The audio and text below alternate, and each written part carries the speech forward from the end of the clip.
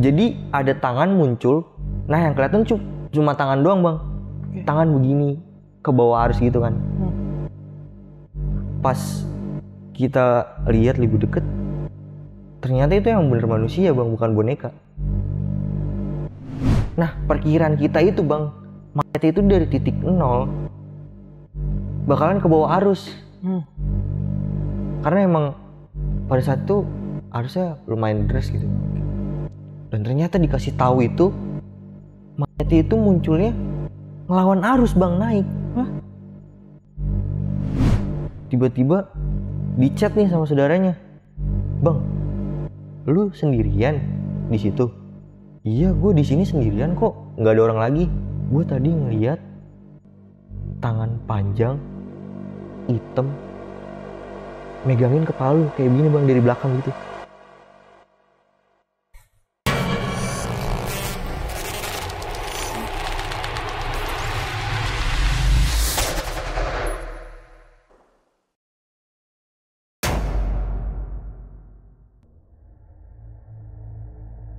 Assalamualaikum warahmatullahi wabarakatuh. Balik lagi di Narasi Misteri sama gue Randy Mulya. Dan kali ini udah ada narasumber yang mana dia itu adalah seorang relawan di tim SAR untuk segala urusan penyelamatan dimanapun itu. Nah kita langsung ngobrol aja sama narasumber kita kali ini. Bang Sadam. Bang. Kabar baik bang? Alhamdulillah. Nah, Bang Sadam, ini jadi relawan namanya ya? Iya, relawan. Di tim SAR dari tahun berapa tuh bang? Kalau tim SAR mulai masuk SMK bang. Dari SMK? Iya. Oke, kenapa awalnya lo kepikiran untuk ada di sana gitu? Karena terketuk dari pintu hati gue sih bang, kayak buat menolong sesama gitulah. Oke.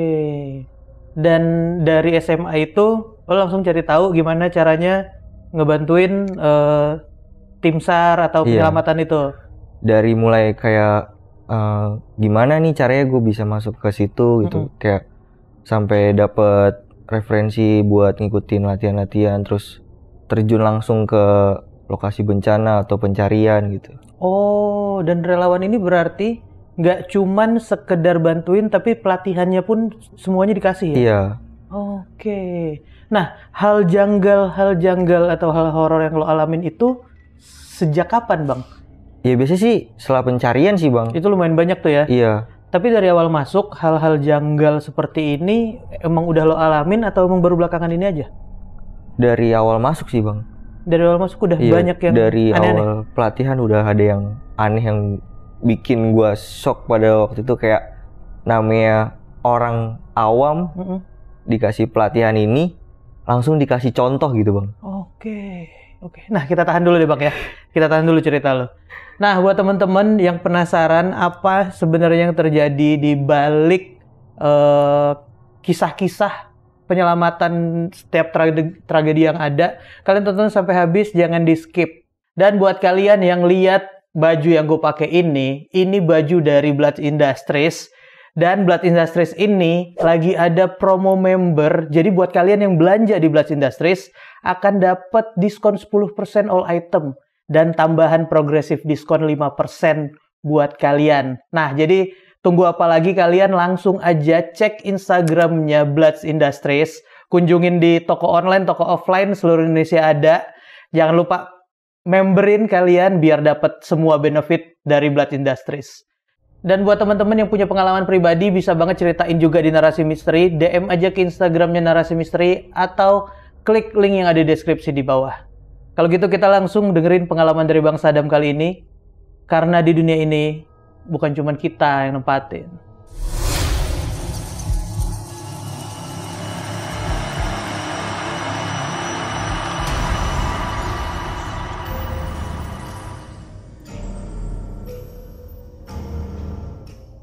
Bang Sadam, awal mula lo mau jadi relawan, pelatihan dan lain-lain, sampai apa aja sih yang terjadi saat itu?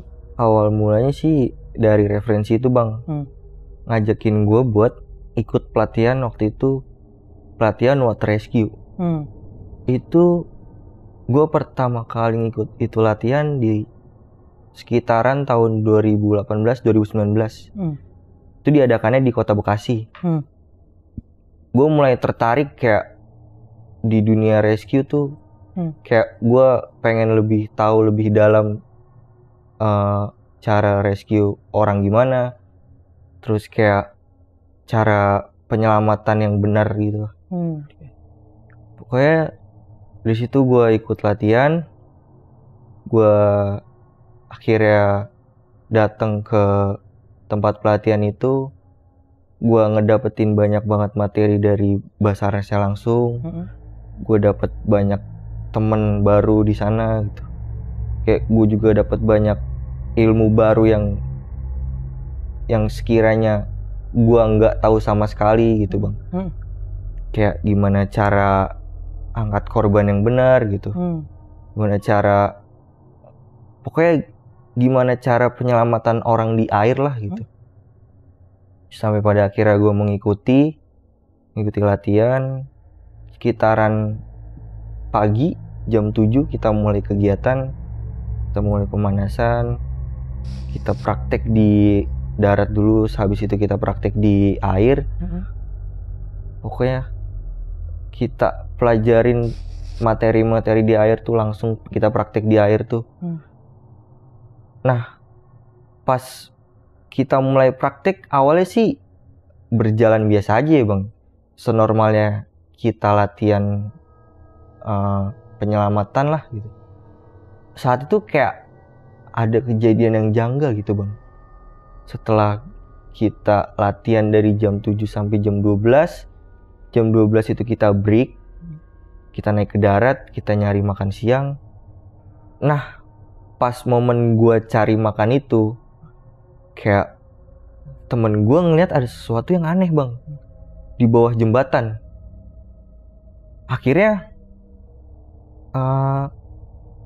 dengan rasa penasaran yang begitu tinggi, kayak ya udahlah kita lihat lebih dekat, kita samperin. Dan ternyata pemikiran awal kita tuh paling cuma boneka gitu ya. Posisi ketahuannya tuh, jadi ada tangan muncul, itu bener-bener udah putih dari bawah konstruksi jembatan. Gimana sih biasanya jembatan ada beton gitu kan. Nah yang kelihatan cuma tangan doang bang. Tangan begini ke bawah arus gitu kan. Pas kita lihat lebih deket, ternyata itu yang bener manusia bang, bukan boneka. Setelah akhirnya kita mastiin itu bener manusia, kita panggil abang-abang senior kita lah, buat lebih mastiin lagi kalau ini tuh bener manusia gitu bang. Karena biasanya orang yang tenggelam di air itu, sepengetahuan saya, kalau misalkan udah lebih berhari-hari itu bakalan terjadi pembengkakan pada tubuh. Jadi kayak badannya tuh lebih kelihatan pucat gitu bang. Ya emang hampir mendekati mirip-mirip kayak boneka gitulah. Tapi pas setelah kita pastiin lagi, kita pastiin dengan berkali-kali, itu emang benar-benar manusia. Dan akhirnya kita melakukan evakuasi pada jenazah itu. Kita pindahin perahu, kita ambil itu jenazah.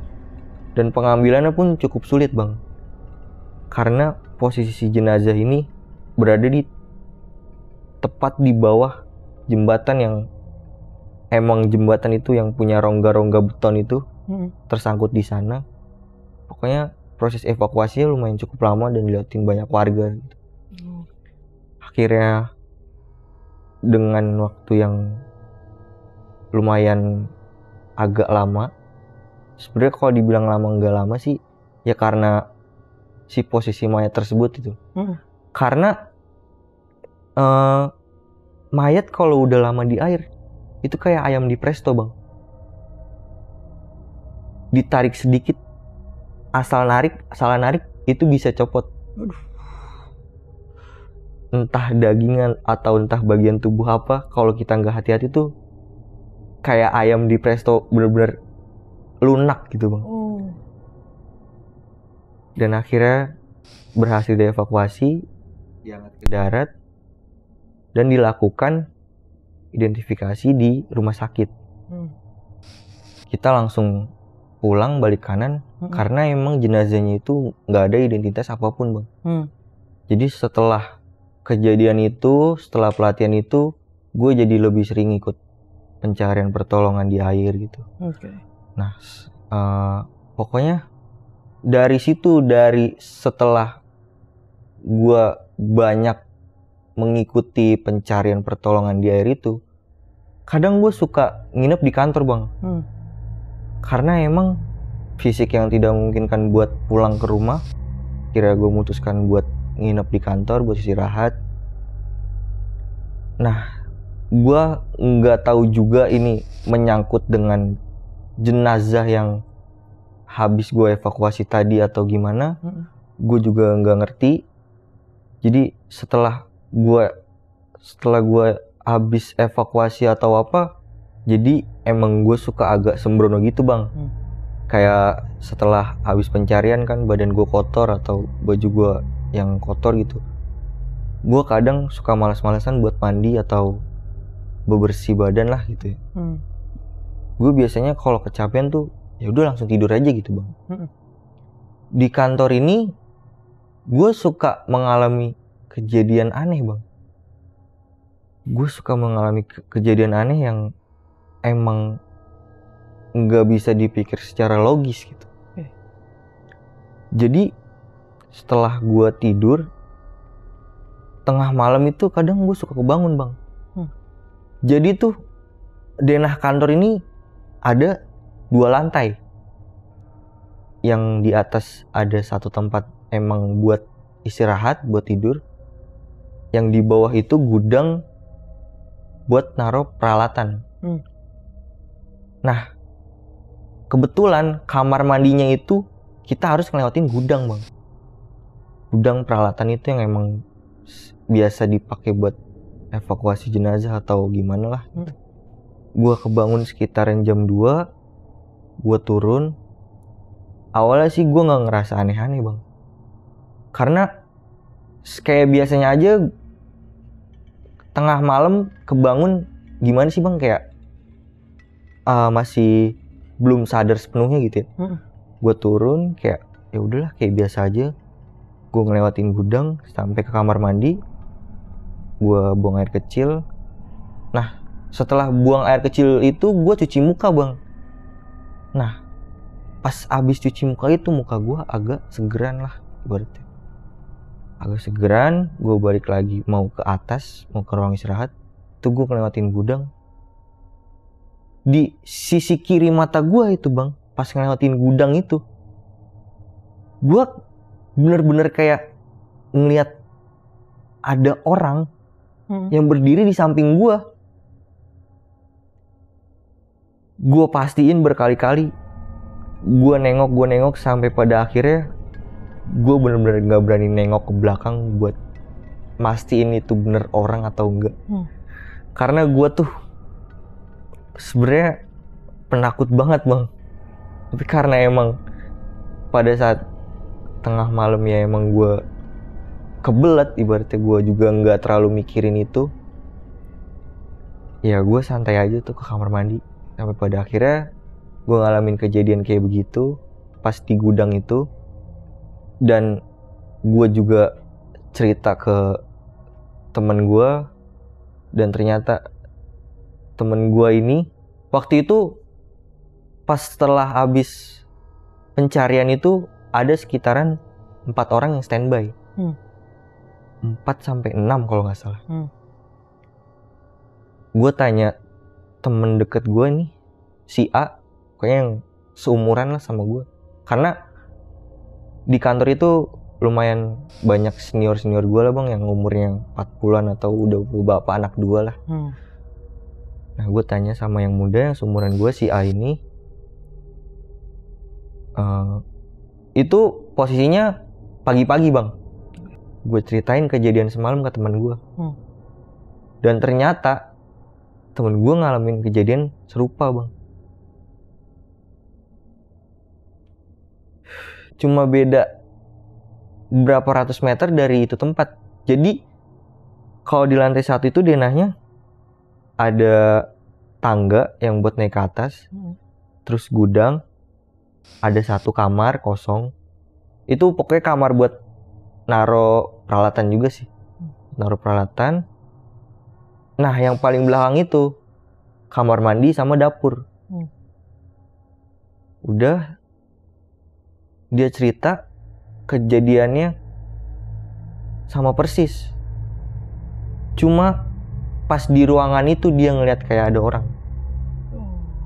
Sama persis kejadiannya. Setelah gue telusurin lagi, gue tanya lebih detail kejadiannya tuh kayak gimana. Ya sebenarnya nggak jauh beda dari cerita gue yang tadi, Bang. Kayak bener-bener dia ngeliat kayak ada orang. Cuma waktu itu kan gue ngeliat di gudang. Kalau itu dia ngeliat di ruangan. Sampai masihin ruangan bener-bener kosong, nggak ada orang. Kira dia lari keluar tuh. Nah, ternyata setelah kejadian itu ada lagi kejadian yang emang nggak masuk akal juga, Bang. Jadi waktu itu di kantor sekitaran 4 orang termasuk gue. Kita nih lagi yang namanya lagi standby, kita bosen nih, gabut ya, Bang. Kita ngerjain temen kita lah. Kayak ada 4 orang, gue, si A, si B, sama si C ini. Nah, si C itu satpam lah gitu. Nah, saat itu tuh kantor gue itu jadi satu sama kantor dinas pemerintah daerah, Bang. Jadi di satu lingkup itu nggak cuma kantor gue aja yang ada di situ. Setelah itu gue main bercandaan nih, Bang, kayak ngumpet. Jadi nih si B ini kita suruh keluar beli makanan. Kita ngumpet di musola. Nah, musola itu dari sekian banyaknya gedung itu letaknya di pojokan lingkup kantor itu. Di pojokan yang emang waktu itu sih udah pada pulang dinas ya, Bang ya. Sekitaran jam 9 atau jam 10-an lah.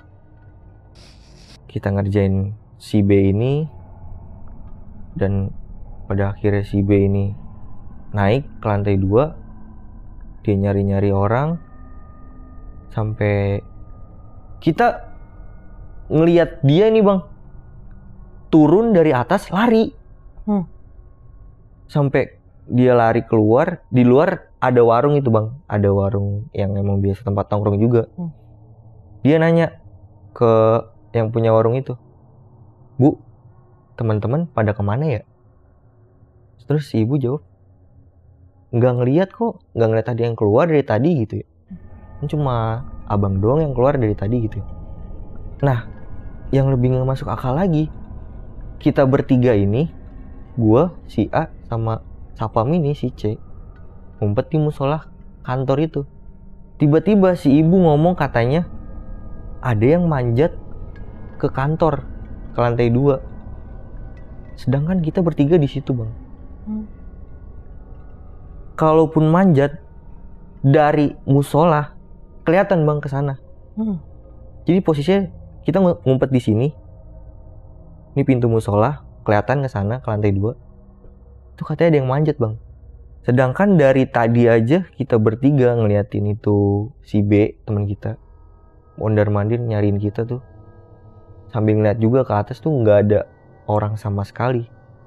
Kalaupun ada juga kedengeran itu sebelum setelah pagar itu kayak ada atap yang terbuat dari asbes gitulah, Bang. Pemikiran saya kalau ada orang manjat pasti kedengeran langkahnya gitu ya, Bang. Ini benar-benar kita nggak ngeliat, nggak ngedenger dari tadi gitu. Kita diem di musola gitu. Dan pada akhirnya kita kayak udahlah, kasihan sama teman kita ini, si B ini. Kita tanya, "Lu kenapa lari dari atas gitu ya?" Gue tadi, jadi di atas tuh banyak ruangan, Bang. Ada ruangan yang buat istirahat, ada ruangan kepala kantor gitu. Gue tadi nyari-nyari orang ke atas, nggak ada orang.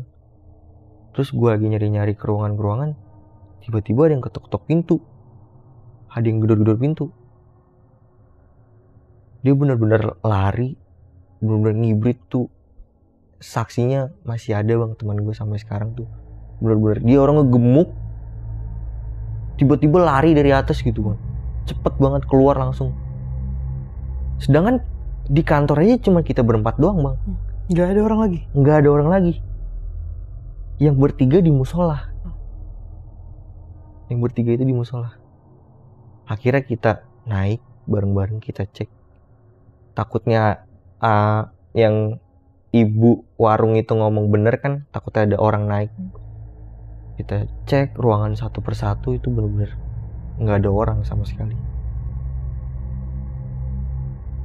Sampai pada akhirnya ya kita akhirnya tidur ngumpul karena takut. Biasanya kita tidur ya di ruangan atas itulah. Kita tidur kayak suka misa-misa gitu. Akhirnya kita tidur jadi satu, kayak sambil mikirin itu beneran kejadian atau emang bercandaan dia doang gitu ya. Tapi emang bener-bener mukanya pucet dia bang, pucet banget mukanya. Udah pagi-paginya ya udah kita pulang dulu sambil ganti shift orang juga kan ya. Kita pulang, kita sambil nanya-nanya lagi itu beneran kejadian apa enggak. Sampai pagi-pagi kita nanya ibu yang warung itu, emang bener bu ada orang yang manjat? Kata ibunya, bener, saya ngelihat ada yang manjat gitu. Tapi kita bertiga nggak ada yang ngelihat sama sekali bang. Dan kejadiannya pun itu bukan cuma kayak begitu doang bang. Temen gue yang si B ini mengalami kejadian yang cukup bikin merinding lah. Jadi pada saat itu si B ini, gue denger ceritanya dia abis pulang dari luar kota. Dia mampir istirahat sebentar di kantor. Karena dia udah capek, akhirnya dia tidur di musola kantor. Tidur di musola kantor. Dia ngabarin ke saudaranya dia udah sampai di kantor, ibaratnya udah sampai di kota Bekasi gitulah. Dia video call, nggak lama video call itu dimatiin sama saudaranya bang. Tiba-tiba di chat nih sama saudaranya, terus dia kayak telepon berulang kali kan kayak. Terus saudaranya masih mengetik nih di WA, kayak nanyain ke dia, bang, lu sendirian di situ? Iya. Pokoknya posisinya lagi tiduran sambil megang HP itu di musola. Iya, gue di sini sendirian kok, nggak ada orang lagi. Gitu kan ya. Gue tadi ngeliat tangan panjang, hitam, megangin kepala lu kayak gini bang dari belakang gitu.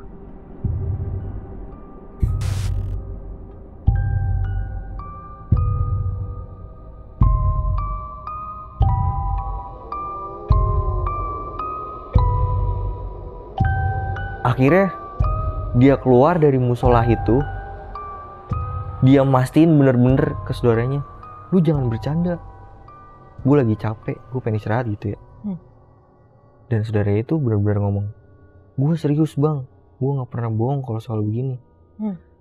Tapi si B ini juga tahu saudaranya itu ibaratnya indigo lah, bisa ngeliat gitu ya. Si B ini sih gak ngerasa apa-apa bang.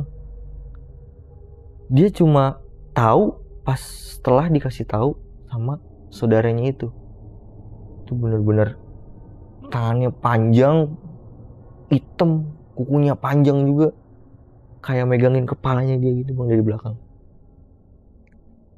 Dan habis itu dia langsung keluar dari musola, kira pindah tempat tidur yang ke lantai 2 kantor itu. Nah, pas setelah kejadian tadi gua sama teman gua alamin itu, beberapa hari kemudian kita dapet panggilan buat ngerescue orang tenggelam di daerah Bekasi ujung lah. Itu kita dapet panggilan sekitaran jam 9 atau jam 10 malam. Oke. Sekiranya jam segitu kita berangkat, kita prepare alat-alat, kita berangkat. Setelah berangkat kita sampai di lokasi yang diberitahukan kepada warga tuh kalau ada orang tenggelam. Kita dikasih tahu nih bang, ini orang tenggelamnya di situ. Udah. Pada saat itu sih, kalau malam kita SOP-nya hanya pencarian di darat aja.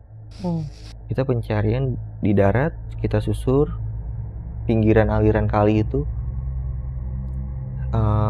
Pas setelah kita susur darat itu, gue balik ke titik 0 itu. Gue balik ke titik 0 buat ngelaporin kalau yang gue cari, maksudnya yang gue sisir di pinggiran sungai itu clear gitu, nggak ada apa-apa. Dan akhirnya kita nungguin hari pagi tuh buat ngelanjutin pencarian. Nah ternyata sekitaran jam 11 atau jam 12 itu gue lihat ada orang bawa-bawa dupa bang. Karena gue masih awam di dunia kayak gitu, gue tanya ke senior gue, itu siapa bang? Biasa itu mah sarkun gitu. Apa tuh sarkun? Sardukun bang disebutnya tuh. Biasa itu mah sarkun. Gue penasaran kan bang, kayak dia bawa dupa buat apa nih gitu. Gue yang orangnya yang ibaratnya percaya nggak percaya, tapi gue takut gitu bang sama setan gitu. Takut lah sama setan. Gue ngikutin itu dukun, dan ternyata dia baca-baca, kayak baca-baca adalah baca-baca mantra atau entah gimana gue nggak tahu, sambil nyalain dupa, sambil ngelakuin ritual yang dia lakuin ya di depan dupa itu. Pokoknya dia naruh dupa itu persis di titik 0 korban tenggelam itu. Nah sekitaran jam 1 atau jam 2 itu kita dikasih tahu sama warga, Pak, ini mayatnya udah naik, udah muncul gitu. Udahlah kita siap-siap gitu ya. Nah perkiraan kita itu bang, mayatnya itu dari titik 0 bakalan ke bawah arus. Karena emang pada saat itu arusnya lumayan deras gitu ya. Udahlah kita prepare. Dan ternyata dikasih tahu itu mayatnya itu munculnya ngelawan arus bang, naik. Kalau kita pikir logikanya, itu mayat gak bisa gerak, bakalan ngikutin arus bang. Entah nyangkut di mana atau gimana lah, itu mayat bisa ke pinggir gitu ya. Ini kita dikasih tahu mayatnya naik bang, ngelawan arus. Emang sih nggak jauh-jauh banget ya. Cuma kalau dipikir, kenapa kok bisa naik gitu bang? Ngelawan arus. Gue pada saat itu emang orang yang masih awam, kayak mikir-mikir apa karena dukun itu gitu ya. Tapi kenapa bisa naik mayatnya gitu? Kalau misalkan dipikir secara logika, entah ada pusaran yang bikin dia naik atau gimana. Tapi pada saat itu yang gue lihat sih arusnya lumayan deras bang. Akhirnya ya udah kita evakuasi, kita masukin kantong mayat, kita bawa ke mobil kita buat ke rumah sakit. Buat biasanya kalau mayat kayak gitu tuh perlu diotopsi bang. Diotopsi baru diserahkan ke keluarga. Akhirnya udah diserah terimakan ke rumah sakit. Kita balik ke kantor. Nah, balik lagi ke kantor nih bang. Setelah kejadian itu, gue balik ke kantor sekitaran jam 3 atau jam 4 menjelang subuh. Itu sehabis nurunin peralatan dari mobil, gue disuruh bersih-bersih mobil bang. Karena kan bekas angkat sih korban itu kan. Gue disuruh bersih-bersih mobil. Sehabis bersih-bersih mobil itu, pokoknya pikirannya udah nggak kemana-mana sih bang, karena udah capek lah. Akhirnya satu cuma mau istirahat gitu. Setelah bersihin mobil, balik lagi ke tempat yang gudang itu bang. Dari pintu depan sampai ke paling belakang itu, ke dapur itu, yang kamar mandi itu dari depan tuh kelihatan bang, karena pintunya tuh pintu kaca. Jadi sampai belakang kelihatan. Gue bersih-bersih itu sama si B. Gue nggak tahu kan si B tuh masuk duluan ke dalam. Nah, pas selesai gue parkir mobil, beres, gue kunci semua kan mobil tuh. Pastiin udah bersih lah mobil, nggak ada yang kesisa atau kotor lah. Gue mau ke belakang. Sebenarnya gue pengen ke kamar mandi bang, tapi gue kayak masih ragu-ragu nih, karena emang hawanya udah beda banget bang. Udah kayak sunyi, sepi gitu. Gue kayak ngerasa juga kali ini kok hawanya bener-bener beda banget gitu. Bener aja gue ngeliat temen gue si B ini lagi duduk sila ngebelakangin gue bang. Jadi gue ngeliat si temen gue ini duduk sila di pojok ruangan itu deket kamar mandi. Itu bener-bener gue panggilin sampai berapa kali, sampai kayak gue teriak-teriakan. Biasanya kan dia kayak suka bercanda sama gue gitu ya, suka nakut-nakutin lah. Nah dari situ gue mengurungkan diri buat ke kamar mandi tuh, karena ada orang itu. Tapi biasanya emang yang tempat duduk itu kayak biasa buat kalau kita lagi masak, motong-motong apalah, jadi duduk sila di situ. Tapi ini dia benar-benar sendiri bang, benar-benar sendiri, kayak benar-benar cerminan dia, kayak benar-benar temen gue gitu bang, lagi di situ. Akhirnya kayak benar-benar gue panggilin 3 kali, benar-benar nggak nengok, nggak ada gerakan atau apapun, kayak benar-benar orangnya diam aja. Akhirnya gue mengurungkan diri buat ke kamar mandi tuh. Kira gue langsung naik ke atas ke lantai 2 yang tempat istirahat itu. Gue naik ke lantai 2. Gue ngeliat temen gue ada di situ bang.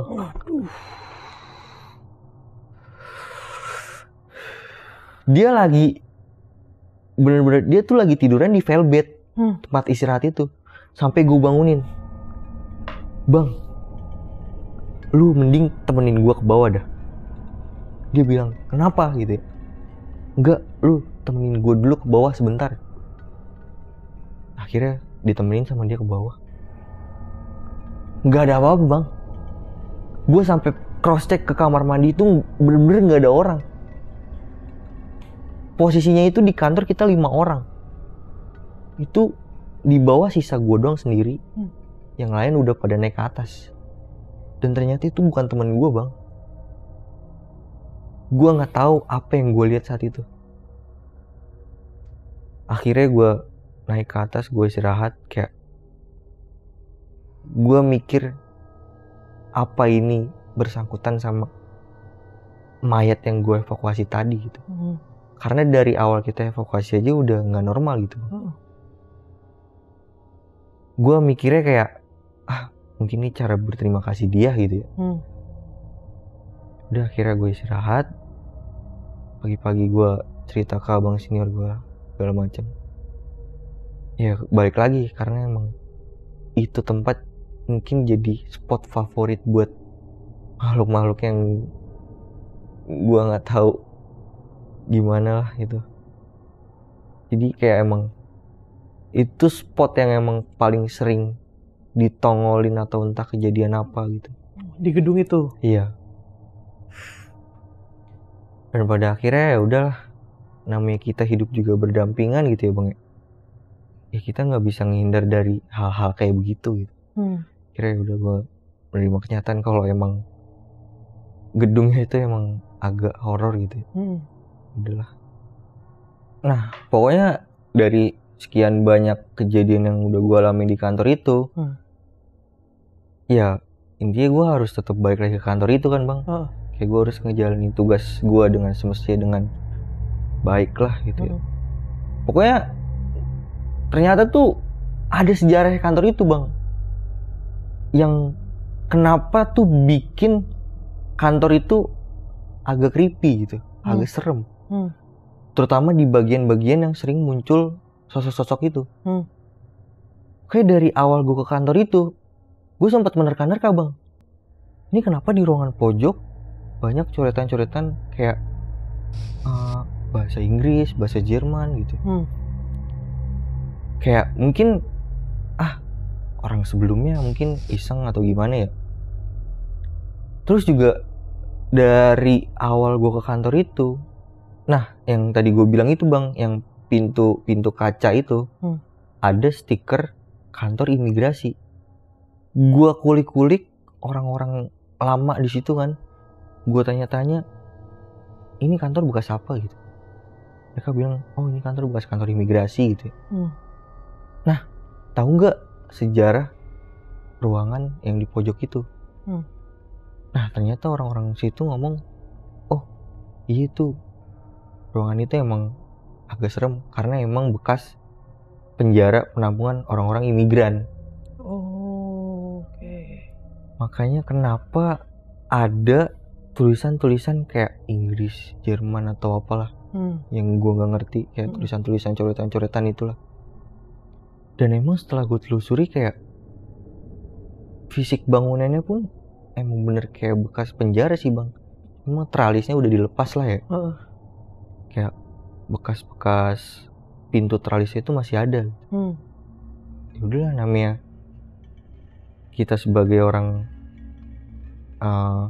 yang emang harus kembali lagi ke tempat itu ya udah harus terbiasa dengan hal-hal kayak gitu ya. Cukup tau lah kalau itu tempat emang sejarahnya bekas inilah bekas itulah. Tapi ternyata dari situ gue tahu bang, maksudnya kenapa si makhluk itu suka muncul di sekitaran daerah situ. Gue juga belum tanya lebih dalam apakah ada kejadian yang emang bikin tempat itu jadi lebih serem gitu ya. Karena kan emang bekas tempat imigran gelap mungkin ya, imigran gelap atau imigran yang emang masuk secara ilegal gitu. Dan dulunya mereka kenapa di sana lo juga nggak nanya ya? Iya, itu dia bang. Pokoknya setelah tahu tempat itu bekas penjara itu, gue belum sempat ngegali lebih dalam tentang apa yang pernah terjadi di situ gitu. Ya udahlah, dan pada akhirnya ya, karena keperluan pemerintah kan itu kita masih numpang sama pemerintah Bekasi lah ya. Keperluan pemerintah akhirnya kantor kita pindah ke daerah lain, kantor itu dirubuhin. Ya itu bang, ya dirubuhinnya karena keperluan pemerintah buat mungkin ada pembangunan lebih lanjut kali ya. Fungsi baru ya? Iya, fungsi baru. Ya bukan karena itu juga sih bang. Kita pindah ke kantor baru. Udahlah, kantor baru itu kita lebih enak lah berarti suasananya. Hal-hal janggal sebelumnya itu udah jauh berkurang. Iya. Di tempat baru. Sebenarnya ada sih bang, cuman baru sedikit aja kejadiannya. Nggak banyak banget kayak kantor lama itu. Ini dihancurkannya gedung lama ini di tahun berapa bang? Antar 2020-2021 kalau nggak salah bang. 2020-2021. Iya. Oh, berarti lo di sana sekitar 2-3 tahunan ya? Iya. Di gedung itu. Oke. Berarti ini kan banyak banget ya evakuasi yang lo dan teman-teman tim lainnya itu laluin gitu ya. Dan hal-hal janggal yang kayak gitu emang lumayan banyak ya. Iya. Dan ternyata emang hal-hal yang janggal kayak gitu, gue tanya ke senior gue pun emang lumayan banyak. Biasalah hal kejadian kayak gitu tuh. Hal lumrah ya? Iya. Karena kayak ya kita berhadapan langsung dengan orang meninggal lah yang kita mungkin nggak tahu mereka masih punya pesan apa yang belum tersampaikan gitu ya bang. Dan ya itu emang menjadi resiko pekerjaan sebagai tim SAR gabungan lah gitu bang. Yang emang berhadapan langsung dengan jenazah-jenazah gitu. Ya pokoknya kita hidup berdampingan lah. Ya emang harus nerima lah gitu ya. Mau nggak mau diterima ya. Iya, mau nggak mau diterima dengan banyaknya kejadian-kejadian yang emang kalau dipikir nggak masuk logika gitu. Dan dari awal pertama tadi lo ikut pelatihan kan udah ada hal yang langsung lo temuin gitu ya dengan jenazah ini, dengan kejadian di kantor gitu. Ini kan kejadian yang bisa dibilang baru juga ya buat lo ya. Iya, betul. Dan mungkin teman-teman relawan yang baru pun sama ya. Tapi lo dan teman-teman lo nggak ada yang mundur tuh buat jadi relawan di situ. Nggak ada yang mundur sama sekali bang, karena emang relawan itu ibaratnya panggilan dari hati lah ya. Walaupun tadi lo sempat bilang lo kan takut sama hal-hal yang kayak gitu gitu. Nah, berarti kan itu yang bisa mundurin niat lo harusnya ya. Iya. Tapi nggak ngaruh tuh ya. Nggak ngaruh sama sekali bang, karena ya gue dibilangin sama abang senior gue, ya kalau orang udah meninggal ya udah meninggal gitu, maksudnya ya nggak bakalan hidup lagi juga gitu. Ya namanya kejadian kayak gitu tuh hal biasa lah ya, emang hal yang mungkin mereka mau berterima kasih pada kita ya emang dengan caranya begitu gitu. Dan ya udah, kalau dari senior juga menganggapnya ini diambil hikmahnya, dijadiin positifnya aja ya. Betul bang. Dan itu selalu ya ada seperti itu ya. Betul bang.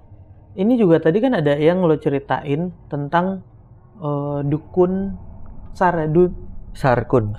Iya. Nah, dukun Sar ini dukun yang datang dari mana bang? Maksudnya panggilan dari tim kah atau siapa yang manggil dia untuk melakukan itu gitu? Sebenarnya sih kalau dari tim kita nggak pernah namanya manggilin Sarkun gitu bang. Biasanya Sarkun itu ya itu permintaan dari keluarga. Oke. Entah keluarga, entah orang sekitar gitu ya. Ya ibaratnya kita di Indonesia yang masih kental dengan budaya yang kayak gitu ya bang. Itu yang gue bilang tadi bang, gue percaya nggak percaya ya, tapi emang kejadiannya begitu ya. Tapi kalau di tim kita sih nggak pernah yang namanya manggil Sarkun buat kayak begitu bang. Oh, tapi tim cuma bisa membiarkan mereka berkegiatan ya. Betul bang. Syukur-syukur nolong, kalau enggak juga ya udah gitu ya. Iya betul bang. Tapi setelah yang salah satunya tadi diceritain, itu prosesnya emang langsung muncul ya, maksudnya nggak lama ya? Iya, kayak kalau emang benar-benar ngebantu sih, prosesnya sih kayak cuma selang 3 atau 4 jam gitu bang. Ya paling lama ya 4 jam lah. Itu bakalan entah timbul atau entah ya pasti ketemu gitu lah. Itu kan tadi malah jenazahnya ini melawan arus gitu, naik ke titik 0 tempat rescue ya. Iya. Itu melawan arus. Melawan arus, malah melewati titik 0 itu bang, titik 0 korban tenggelam itu. Dan kalau gue mau bertanya secara teknisnya ya, jenazah ini emang sebenarnya kalau kondisinya kayak tenggelam kayak tadi, itu berapa lama regulernya ketemu atau muncul ke permukaan gitu korban tenggelam? Kalau korban tenggelam sih biasanya bakal muncul ke permukaan itu sekitaran 24 jam bang. Paling cepat? Iya. Oke. Bisa lebih jam. Tapi? Bisa lebih karena mungkin faktor medan ya, kalau kali itu kan mungkin banyak sampah atau tersangkut sampah di bawah gitu. Atau terbawa arus gitu ya? Betul. Itu yang harus disisir ya? Oh, cuman logikanya 24 jam itu harusnya muncul di permukaan untuk disisir. Iya, betul. Oh, oke. Dan gue lumayan sering melihat kalau kayak tim SAR ini bikin pusaran gitu kalau ada orang tenggelam ya. Nah, itu untuk apa tuh bang gunanya? Biasanya sih dari pusaran itu kan kita pakai perahu tuh LCR ya bang ya. Nah, dari mesin itu pusaran itu sih bakalan ngangkat si korban gitu, misal si korban di bawah itu. Oke. Ya, berarti itu kegiatan awal yang dilakukan tuh untuk naikin jenazah. Atau setelah berapa lama? Kalau untuk kegiatan kayak gitu sih sekarang udah lumayan jarang ya bang, karena faktor keamanan juga ya. Oke. Jadi sekarang kita pakai alat Aqua Eye itu kayak pendeteksi bawah air lah. Kalau misalkan kayak ada benda atau ada apa, itu bisa kedetek gitu, kayak radar gitu dia bang. Nanti ada titiknya gitu. Jadi kita sekarang ini untuk pencarian lebih suka memakai alat itu sih, Aqua Eye itu. Dimudahkan sama teknologi ya? Iya betul bang. Berarti untuk saat ini tim SAR dan semacamnya kalau melakukan rescue itu udah didukung sama alat-alat yang udah lumayan canggih tuh ya? Oke, berarti lumayan jauh kemajuannya ya? Iya, untuk pencarian ya? Betul. Nah, lu pernah juga dikirim ke luar kota dan itu lumayan sering? Kalau luar kota sih biasanya kayak bencana-bencana longsor atau gempa bumi. Bencana besar ya? Iya. Karena kalau luar kota pakainya yang di daerah itu dulu. Betul. Kalau butuh bantuan yang besar baru. Iya. Biasanya kalau kejadian kecil kayak orang tenggelam itu biasanya per wilayah sih bang. Tapi kalau misalkan kayak gempa bumi kemarin terakhir di Cianjur itu kan udah nasional ya. Itu dari mana aja sih? Semuanya berbantuan ke situ ya. Oke. Tapi sampai sekarang lo masih bantuin tim SAR juga, masih jadi relawan di sana? Masih bang. Sampai saat ini? Iya, masih aktif sampai saat ini. Oke. Berarti udah sekitar 7-8 tahun ya? Iya. Di relawan tim SAR ya? Apa sih bahasanya, relawan atau apa sih? Iya, kalau kita kan berarti perbantuan ya disebutnya ya tim SAR gabungan sih bang. Dan itu ada apa ya, yayasan tersendiri atau apa sih? Kalau yayasan sih biasanya kalau tim SAR gabungan itu banyak sih organisasi lembaga ya. Organisasi. Kadang organisasi atau lembaga itu punya bagian masing-masing kan. Nah, ada bagian rescue-nya gitu. Yang tergabung dalam tim SAR gabungan itu. Oke. Jadi Basarnas ini melibatkan organisasi-organisasi yang membantu mereka melakukan kegiatan. Iya, dalam pencarian. Dan pelatihannya pun semuanya disupport sama Basarnas ya. Betul.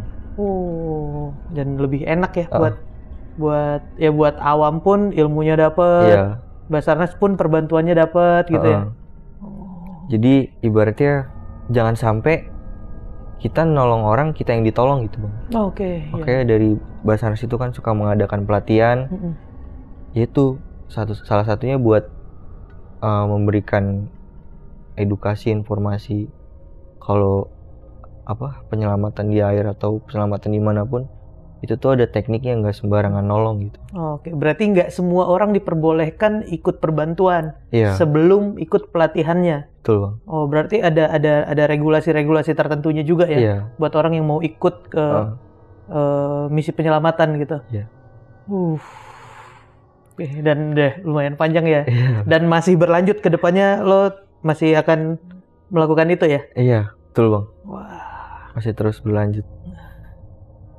Sehat-sehat ya bang, biar orang-orang di luar sana juga bisa dapat bantuan dari lo dan teman-teman lainnya. Mudah-mudahan buat tim SAR ataupun organisasi-organisasi sosial yang melibatkan penyelamatan seperti ini terus disupport juga sama pemerintah ya. Iya betul. Karena tadi kan ya alat-alat juga disupport gitu kan. Dan orang-orangnya lebih perhatikan lagi. Betul. Siap, makasih banyak ya bang. Siap, sehat-sehat terus. Semoga Amin. Bales sama yang kuasa lah apapun. Amin. Semua yang dilakukan selama ini. Nah teman-teman yang udah dengar pengalaman dari Bang Sadam tadi, kalian bisa share juga, siapa tahu informasi ini menjadi informasi yang baik untuk kalian. Dan buat teman-teman yang punya pengalaman pribadi, kalian juga bisa ceritain di Narasi Misteri. DM aja ke Instagramnya Narasi Misteri atau klik link yang ada di deskripsi di bawah. Terima kasih yang udah nonton sampai habis. Jangan lupa nyalain lonceng notifikasinya dan klik subscribe-nya untuk teman cerita yang belum subscribe Narasi Misteri. Kalau gitu, gua Randi mulai pamit, ngewakilin Bang Sadam pamit. Karena di dunia ini bukan cuman kita yang nempatin,